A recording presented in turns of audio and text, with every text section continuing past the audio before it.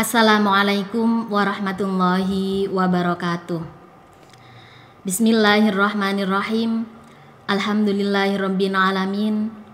Assalatu wassalamu ala asyrafil anbiya wal mursalin sayyidina wa maulana Muhammadin wa ala alihi wa ashabihi ajma'in.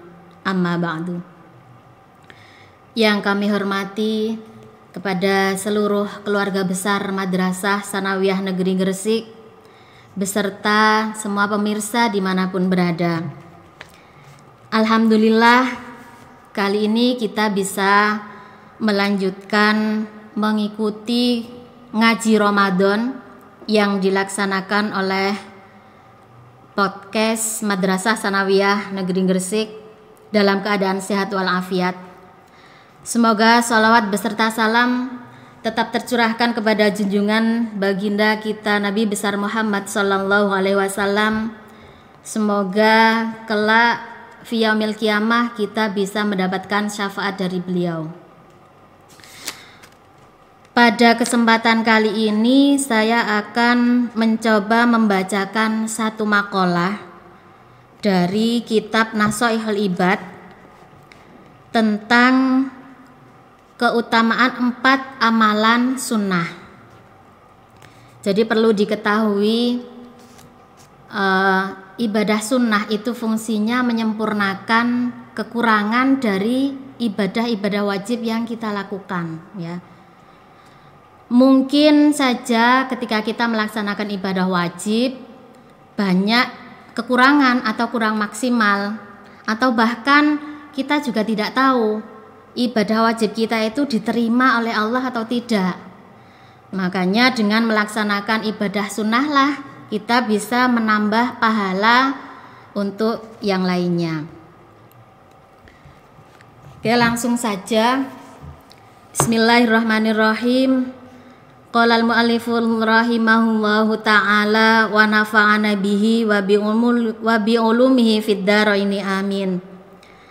Wal maqalatu sadisatu utawi pengucap kang kaping 6 iku an Abdillah ibnil Mubarak saking Abdullah ibnu Mubarak hafidil qadi Nuhin al-Mirwadi putune Imam Qadi Nuh al-Mirwadi man sapa wonge salat sapa man kula yaumin ing dalam saben-saben dina isnatai asyarota kelawan rolas apane rokaatan rokaate fakot ada mongko temen-temen nekani sapa wong hakos solati ing hae salat. Jadi keutamaan yang pertama, keutamaan amalan sunnah yang pertama yaitu barang siapa yang sholat sunnah 12 rakaat, sholat sunnah rawatib, ya, setiap harinya, maka ia benar-benar telah menunaikan haknya sholat. Lah 12 rakaat sholat sunnah rawatib itu apa saja? Wahia utawi rolas rakaat iku rakaatani rong rakaat qabla subuhin sadurunge subuh. Warok atani lan rong rakaat qabla zuhrin sadurunge zuhur. Warok atani lan rong rakaat ba'daha sa'use zuhur. Wa arba'u rakaatin lan petang rakaat qabla asrin sadurunge asar. Warok atani lan rong rakaat ba'da maghribin sa'use maghrib. Jadi yang dimaksud sholat sunnah rawatib 12 rakaat itu adalah terdiri dari 2 rakaat sebelum subuh, 2 rakaat sebelum zuhur, 2 rakaat sesudah zuhur, 4 rakaat sebelum asar, dan 2 rakaat sesudah maghrib. Liqaulihi sallallahu alaihi wasallam krana dawuh Kanjeng Nabi sallallahu alaihi wasallam rahima muga-muga melasi sapa Allahu Allah imro'an ing awa-awaan sholat kang sholat sapa man qoblal asri sadurunge asar arba'an kelawan petang rakaat. Jadi mengenai sholat sunnah yang dilaksanakan sebelum asar yang jumlahnya 4 rakaat ini, Nabi bersabda, semoga Allah memberikan rahmat kepada seseorang yang sholat 4 rakaat sebelum asar. Wa kana sallallahu alaihi wasallam lan ono sapa Kanjeng Nabi sallallahu alaihi wasallam iku yusolli salat sapa Nabi qablaha sadurunge asar arba'an kelawan petang rakaat. Yafsilu kami sapa Nabi bainahunna ing dalem antarane papat bitaslimi kelawan salam. Jadi adapun Nabi Muhammad sallallahu alaihi wasallam juga melaksanakan sholat sunnah 4 rakaat sebelum asar ini, akan tetapi dengan melaksanakan sholat 2 rakaat salam, 2 rakaat salam. Wali Tabrani lan kedua Imam Tabrani, man sapa wonge sholat sapa man arba'a rakaatin kelawan papat pira-pira rakaat qoblal asri sadurunge asar harrama mongko ngaramake sapa Allahu Allah badanahu ing badane man alan nari ing atase neraka. Dalam riwayat Imam Tabrani disebutkan, barang siapa yang sholat 4 rakaat sebelum asar, 4 sholat sunnah ya, sholat sunnah 4 rakaat sebelum asar, maka Allah akan mengharamkan badannya, tubuhnya untuk disentuh oleh neraka. Begitu besarnya keutamaan sholat sunnah rawatib yang dilakukan sebelum sholat asar ini. Wa naqala Syekh Khalil Ar-Rasyidi lan nukil sapa Syekh Khalil Ar-Rasyidi minad Dimyati saking Imam Dimyati fil Matjarir Rabihi ing dalam kitab Matjarir Rabih min khabari Muslimin saking hadis Imam Muslim ma ora ono min abdin utawi kawula iku yusolli salat sapa abad lillahi ta'ala krana Allah ta'ala fi kulli yaumin ing dalam saben-saben dina isnatai asyarata ing rolas apane rakaatan rakaate tatawuan hale salat sunnah ghaira faridatin kang duduk fardu illa bana angin bangunake sapa Allahu Allah lahu marang abet baitan ing omah fil jannati ing dalem swarga. Jadi di dalam hadis riwayat Imam Muslim juga disebutkan, tidaklah seorang hamba itu melaksanakan sholat sunnah 12 rakaat, sholat sunnah rawatib setiap harinya hanya karena Allah, melainkan Allah akan membangunkan rumah untuknya di surga. Jadi begitu besar keutamaan sholat sunnah rawatib ini. Zada Tirmidzi nambahi sapa Imam Tirmidzi arba'an petang rakaat qabla zuhri sadurunge zuhur wa rakaataini lang rakaat ba'daha sawise zuhur wa rakaataini lang rakaat ba'dal maghribi sawise maghrib wa rakaataini lan rakaat ba'dal isya'i sawise isya wa rakaataini lan rakaat qabla sholatil ghadati sadurunge salat subuh.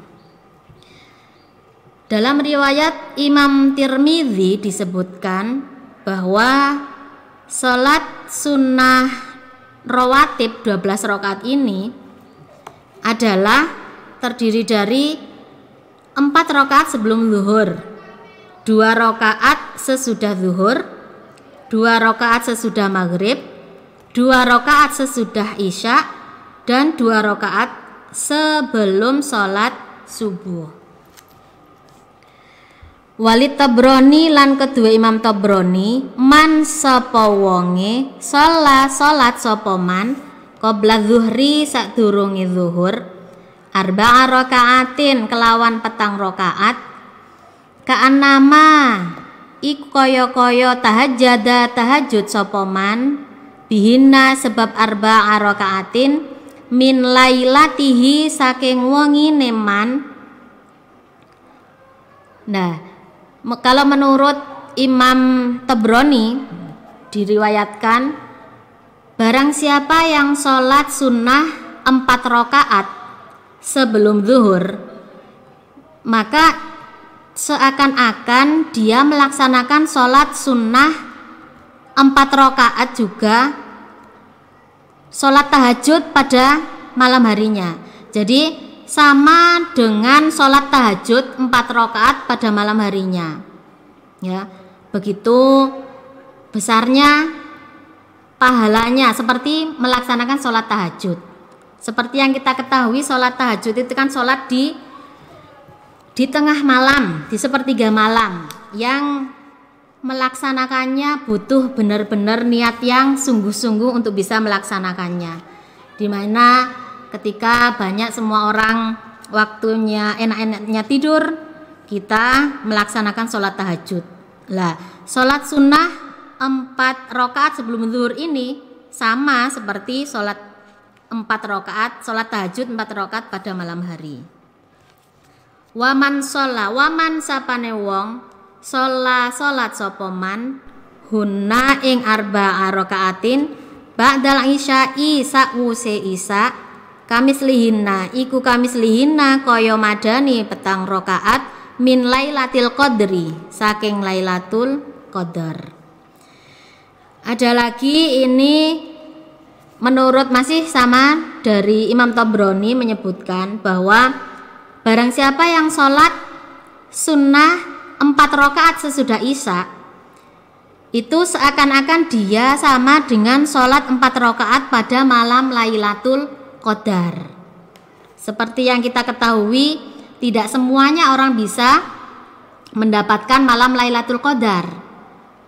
Nah, dengan kita melaksanakan sholat sunnah 4 rakaat sesudah isya itu sudah pahalanya sama dengan melaksanakan sholat pada malam Lailatul Qadar. Maka benar saja kalau sekarang waktunya di bulan Ramadan ini sholat habis isya itu kan dilaksanakan sholat tarawih. Nah, imam yang sudah paham pasti menyempatkan atau memberikan waktu untuk melaksanakan sholat sunnah sesudah isya. Kenapa? Karena memang pahalanya besar sekali, bahkan lebih besar daripada sholat tarawihnya kan ya, karena keutamaannya sama dengan sholat pada malam Lailatul Qadar. Malam Lailatul Qadar itu kan malam yang utama sekali, yang dinanti-nanti oleh kita semua umat Islam. Semoga saja di bulan suci Ramadan ini besok kita bisa mendapatkan malam Lailatul Qadar. Wa min sama lan saking mengkono dawuh Nabi qala Ibnu Mas'ud ngendika sapa Ibnu Mas'ud laisa ora ono apa syai'un suwiji-wiji iku ya'dilu bandingi apa syai' sholatal laili ing salat bengi min sholatin nahari saking salat rino illa arba'an angin petang rakaat qabla zuhri sadurunge salat zuhur. Oleh karena itu Ibnu Mas'ud radhiyallahu an mengatakan tidak ada salat pada siang hari yang bisa mengimbangi salat malam, yaitu salat tahajud ya, selain salat sunnah 4 rakaat sebelum zuhur. Jadi sholat sunnah 4 rakaat sebelum zuhur itu keutamaannya sama dengan melaksanakan sholat tahajud seperti yang tadi yang sudah disebutkan. Wa fadluhunna utawi utamane petang rakaat ala sholatin nahari ngungkuli salat ing dalem rina kafadli sholatil jamaati iku kaya utamane salat jamaah ala sholatil wahidi ngungkuli salat ijen salat sendiri. Jadi keutamaan salat sunnah 4 rakaat sebelum zuhur itu dibandingkan dengan salat sunnah di siang hari yang lainnya itu bagaikan salat berjamaah dengan salat sendiri. Seperti yang sudah kita ketahui, salat berjamaah itu kan pahalanya 27 derajat ya dibandingkan dengan salat sendiri ya. Itu tentang salat sunnah sebelum zuhur. Wa kana sallallahu alaihi wasallam lan ana sapa Nabi sallallahu alaihi wasallam yusollihinna iku salat sapa Nabi ing 4 rakaat wa yutilu lan dawaake sapa Nabi fihinna ing dalem 4 rakaat ar-ruku'a ing ruku' wasujuda lan sujud. Jadi Nabi Muhammad sallallahu alaihi wasallam juga melakukan salat sunnah 4 rakaat sebelum zuhur dengan memperlama rukuk dan sujudnya. Jadi Nabi Muhammad sallallahu alaihi wasallam juga begitu melakukan salat sunnah rawatib yang sudah disebutkan tadi. Wa yaqulu lan dawuh sapa Nabi innaha setuhune mangsa iku saatun mangsa tuftahu kang den buka fiha ing dalem saah apa abwabus samai pira-pira lawange langit fauhibbu moko demen ingsun ayus ada ing yen to den unggahake li kedue ingsun fiha ing dalem amal ing dalem saah amalu apa amalun sholihun amal kang bagus ya.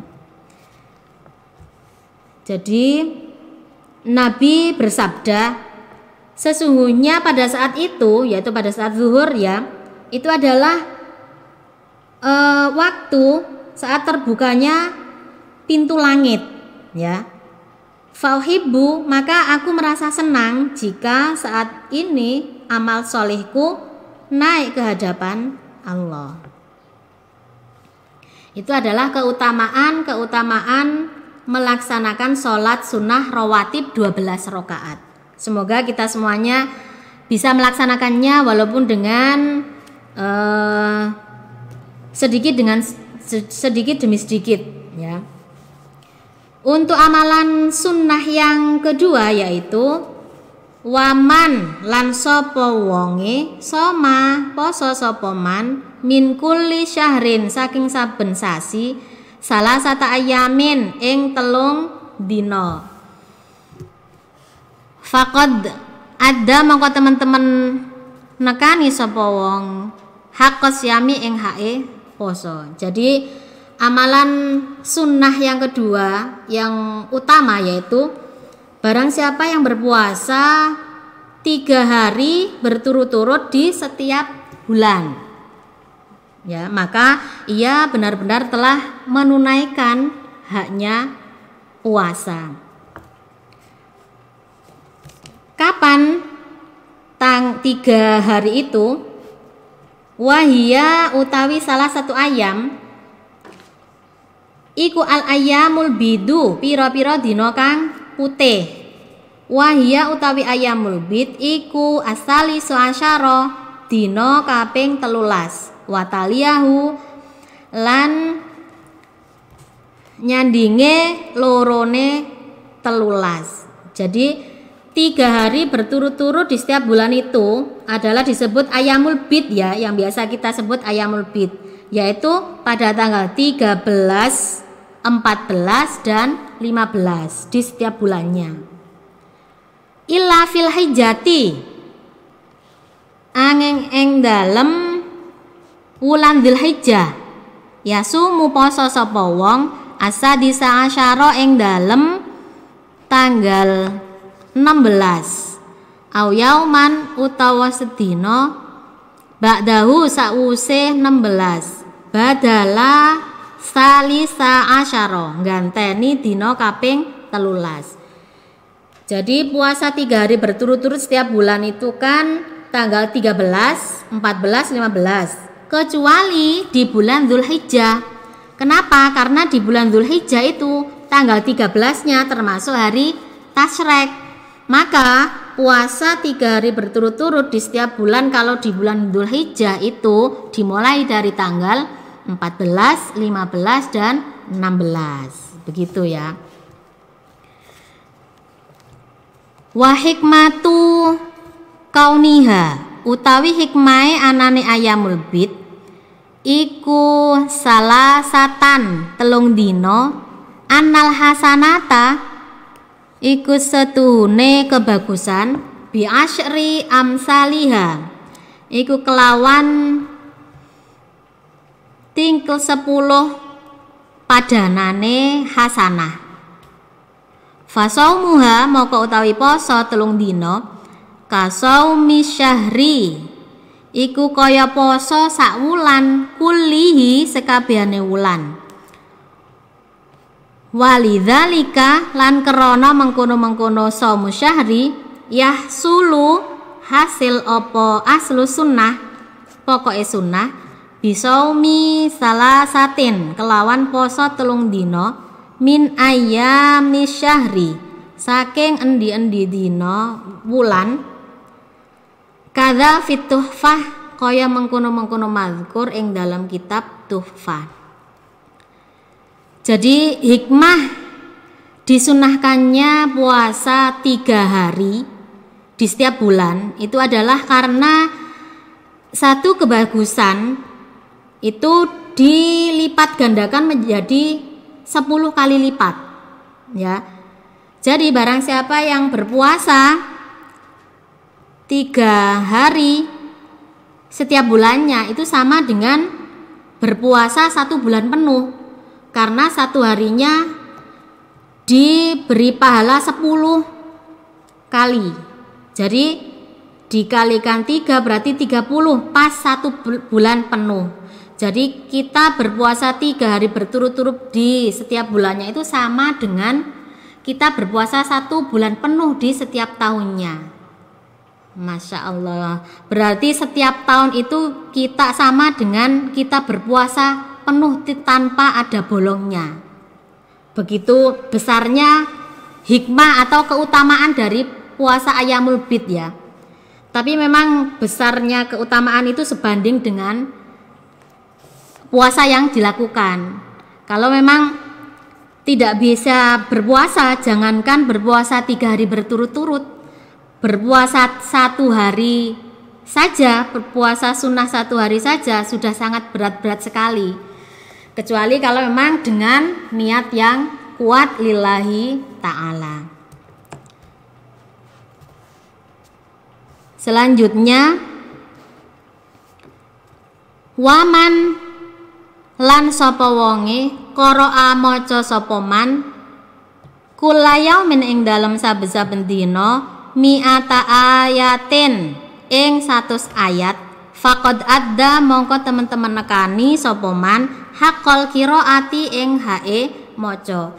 Jadi ini amalan yang ketiga, amalan sunnah yang ketiga yang begitu besar keutamaannya adalah barang siapa yang membaca Al-Qur'an, membaca 100 ayat setiap harinya, maka dia benar-benar sudah menunaikan haknya membaca Al-Qur'an ya. Karena membaca Al-Qur'an itu sangat besar pahalanya ya. Bahkan Al-Qur'an itu besok akan menjadikan syafaat buat kita di hari kiamat ya. Sesuai dengan hadis Nabi, Iqra'ul Qur'an fa innahu ya'ti yaumal qiyamah syafi'an li ashabi. Jadi bacalah Al-Qur'an karena besok Al-Qur'an itu datang pada hari kiamat memberikan syafaat bagi pembacanya.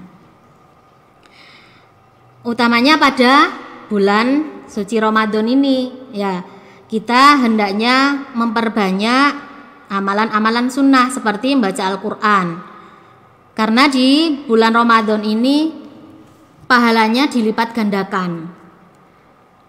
Misal kita membaca satu huruf saja itu sudah mendapatkan satu kebaikan, dan satu kebaikan dilipatkan menjadi 10 kali lipat ya. Jadi misalkan kita baca alif lam mim gitu ya, juz 1 itu satu kebaikan, bukan satu alif lam mim itu satu kebaikan, tapi setiap satu hurufnya. Alif itu satu kebaikan yang dilipatkan menjadi 10 kali, lam juga 10 kebaikan 10 kali lipat, mim juga 10 kali lipat. Itu masih 3 huruf ya. Apalagi kalau kita membacanya satu halaman, satu lembar, 2 lembar setengah juz ya, atau bahkan 1 juz, betapa banyaknya pahala yang dapat kita dapatkan.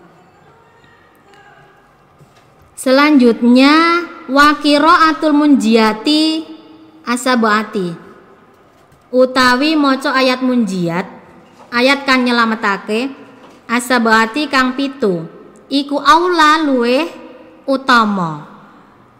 Wahia utawi sabah iku as-sajadah, surat sajadah, wa yasin, surat yasin, wa fusilat lan surat fusilat, wa dukhan lan surat dukhan, wal waqi'atu lan surat waqi'ah, wal hasyru lan surat hasyr, wal mulku lan surat al-mulk.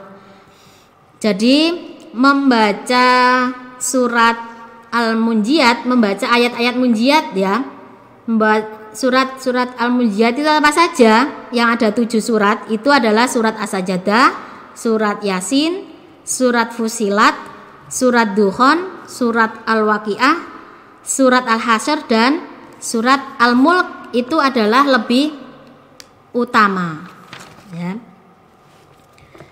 Wa an yaqra'a lan yen to maca sapa man idza asbaha tatkala isu sapa man, wa idza amsa lan tatkala sore sapa man, awa ilal hadidi ing kawitane surat al-hadid, wa khawatimal hasyri lan pungkasane surat al-hasyr, wal ikhlas lan surat al-ikhlas, wal muawwidhataini lan surat muawwidhatain, yaitu surat al-falak sama al-annas, salasan kelawan ping telu, salasan ping telu. Jadi di samping itu dianjurkan juga pada waktu pagi dan sore untuk membaca beberapa ayat permulaan ayat surat Al-Hadid, dan juga beberapa ayat terakhir dari surat Al-Hasyr, surat Al-Ikhlas, dan juga surat Al-Muawwidhataini, yaitu surat Al-Falak sama An-Nas. Kemudian amalan sunnah yang terakhir yaitu waman lan sapa wong tasaddaqa sedekah sapa man fil jumuati ing dalem dina Jumat bidirhamin kelawan dirham, faqad adda moko teman-teman nekani sapa man as-sadaqata ing sedekah. Jadi amalan sunnah yang terakhir yang mempunyai keutamaan yang sangat besar yaitu barang siapa yang mengeluarkan sedekah, bersedekah pada hari Jumat dengan 1 dirham atau sesuai dengan itu, maka benar-benar dia telah menunaikan haknya sedekah ya. Jadi sedekah, ketika kita mengeluarkan sedekah itu merupakan satu kebajikan ya, satu kebaikan. Utamanya ketika kita sekarang di bulan Ramadan ya. Seperti yang saya bilang tadi, di bulan Ramadan ini pahalanya dilipat-lipat gandakan ya. Jadi barang siapa yang melaksanakan kebaikan, satu kebaikan, di bulan Ramadan ini itu seakan-akan atau sama keutamaannya dengan melakukan satu kewajiban di bulan lainnya, ya. Lah, kalau kita melakukan satu kewajiban di bulan Ramadan ini, pahalanya bisa berlipat ganda menjadi 70 kali. Ya. Dari melakukan kewajiban di bulan-bulan yang lainnya. Jadi makanya di bulan Ramadan ini kita maksimalkan melakukan amal-amalan sunnah termasuk dengan bersedekah ini. Bersedekah memang yang paling utama adalah di hari Jumat. Tapi tidak menutup kemungkinan di hari-hari lain juga bisa kita melaksanakan atau mengeluarkan sedekah. Jadi karena kalau kita melakukan perbuatan itu jangan ditunda-tunda. Kalau memang sudah berniat untuk melakukan sedekah ya langsung saja dikeluarkan, tidak menunggu hari Jumat. Kalau sudah terlupakan nanti terlewat lagi hari Jumatnya. Gitu. Berbicara tentang sedekah, bahkan ada yang sedekah jariah itu ya. Sedekah jariah itu sedekah yang tetap mengalir terus pahalanya bagi seseorang yang mengeluarkan sampai orangnya itu meninggal. Ya. Dalam hadis Nabi itu kan ada idza mata benu Adam inqata'a amaluhu illa bi salasin gitu ya. Jadi sedaqatin jariyatin au ilmin yuntafa'u bihi aw waladin sholihin yad'ulah. Gitu ya kurang lebihnya.